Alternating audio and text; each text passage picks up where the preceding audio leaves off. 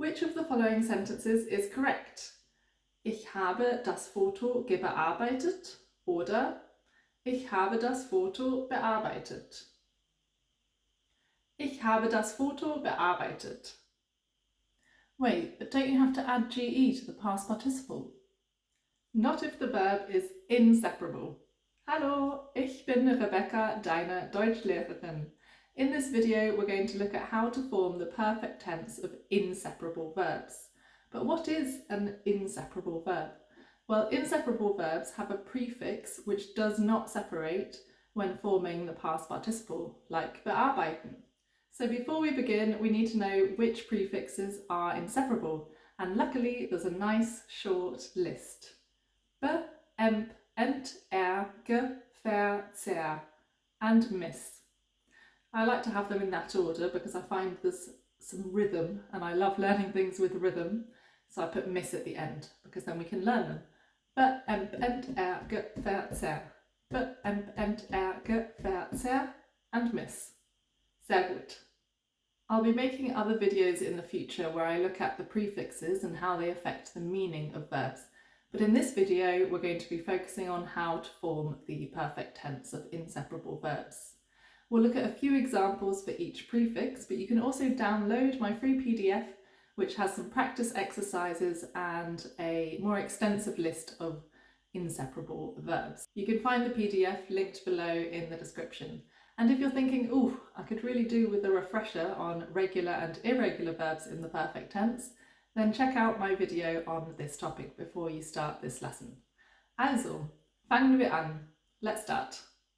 Our first prefix is be.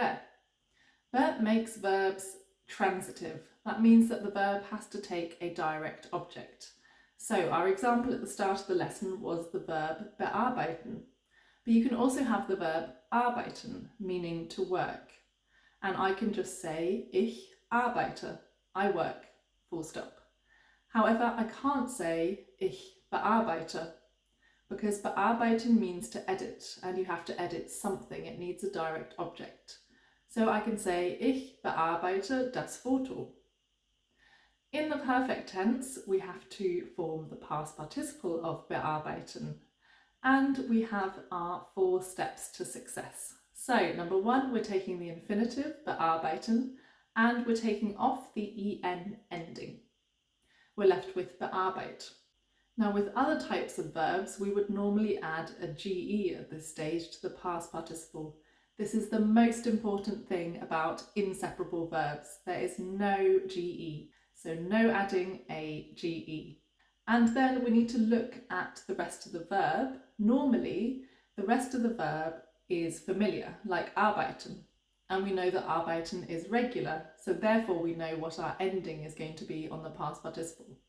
So we're going to have bearbeitet. Normally we would just add a t ending, but because the stem of bearbeiten ends in t, you can't say bearbeitet. It's bearbeitet with an extra e. So we've now got our past participle, and step 3, where does the past participle go? That's right, at the end of the clause. And our 4th step is the auxiliary verb.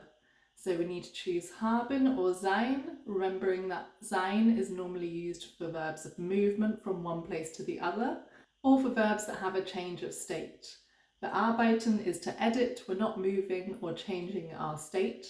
So it's going to take haben, which is why we end up with ich habe in the second idea, das Foto, bearbeitet. So let's have a look at 2 more verbs.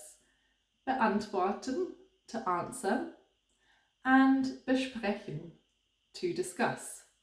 So we're going to answer something and discuss something. So if I tell you that antworten is regular, and that sprechen is irregular, how would you say, I answered the question and we discussed the situation? Pause the video and have a go. So we should have, ich habe die Frage beantwortet. Ich habe die Frage beantwortet. If you wanted to use the verb antworten without the be prefix, it would no longer be transitive, so we need a preposition. And you can say, ich antworte auf die Frage. So in the past, ich habe auf die Frage geantwortet. Our second example, besprechen. We discussed the situation. Wir haben die Situation besprochen. So remember, if you're interested in seeing more examples of verbs with these prefixes, then make sure you download my free PDF from the description.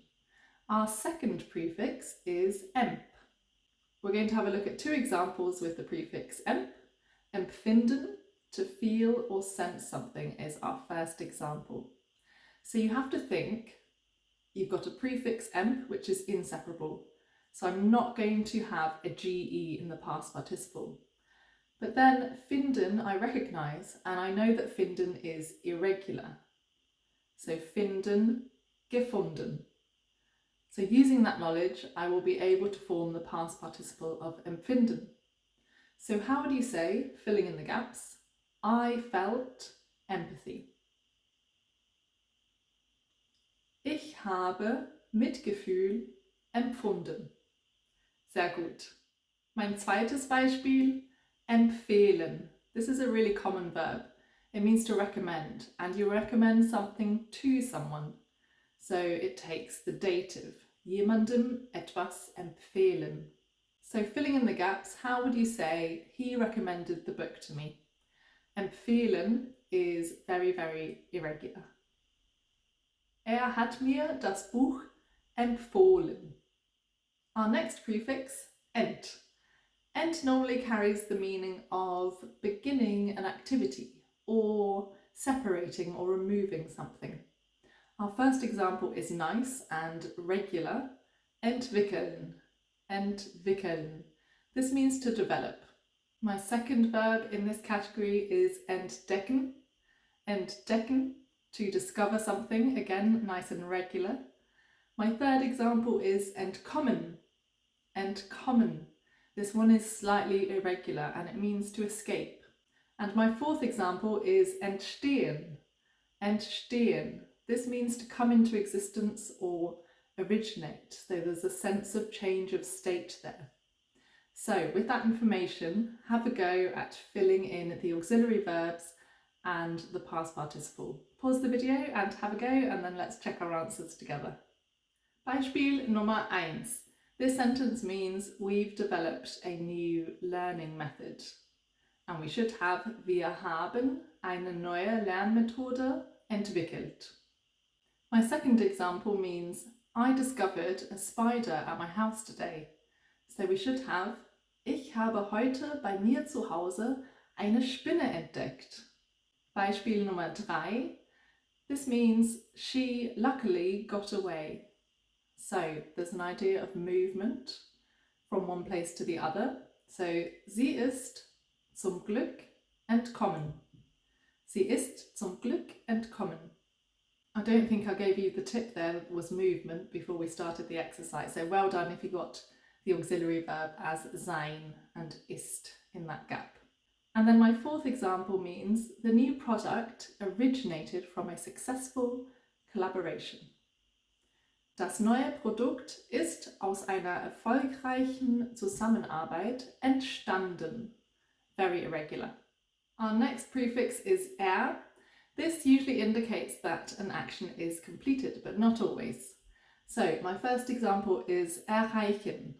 Erreichen, to achieve something. How would you say, I achieved my aim or my goal? Pause the video if you need to and have a go. Ich habe mein Ziel erreicht. Reichen on its own would be regular. So there's a T ending on the past participle. And of course there's no GE. Erreicht. And there's no movement from place to place, so habe. Ich habe mein Ziel erreicht. My second example is erklären. Erklären. This is a nice regular verb, regular inseparable verb. Erklären, and it means to explain. You explain something to someone, and when there's the idea of it going to someone, it's dative. So this verb takes the dative. So how would you say, the teacher explained the grammar rule to me? Pause the video and have a go. So we should have die Lehrerin hat, no movement or change of state. Die Lehrerin hat mir, to me, mir die Grammatikregel erklärt. Sehr gut. Und mein drittes Beispiel, erfinden. Erfinden, to invent. Finden, hopefully we know, is irregular. So this is an irregular, inseparable verb, erfinden. So how would you say, the author invented a fascinating world? Wenn ich an eine faszinierende Welt denke, denke ich immer an Bücher wie Harry Potter. Ich lese sehr gerne. Und du, liest du gerne? Schreib es mir gerne in die Kommentare. Also, pause the video and have a go. Der Schriftsteller oder die Schriftstellerin hat eine faszinierende Welt erfunden. Fantastisch. Machen wir weiter. Our next category is G. So I've got 3 verbs for you here. Gewinnen, to win, geschehen, to happen, and gefallen, to like. Gewinnen, to win, is irregular. So inseparable, irregular. Geschehen, slightly irregular. And it takes sein. And then we have gefallen, meaning that you like something. This verb, however, means it is pleasing to me. It is pleasing to someone. If you speak Spanish, it's like the verb gustar. So it's pleasing to me. So have a go at filling in the auxiliary verbs and the past participle. Pause the video and then we'll check together. Nummer 1. We won the game. Wir haben das Spiel gewonnen. Nummer 2. Something wonderful has happened. Etwas Wundervolles ist geschehen. Und Nummer 3. I really liked it. Or translated more literally, it was pleasing to me. So, es hat mir gut gefallen. Ausgezeichnet. Let's move on to our next category. Fair.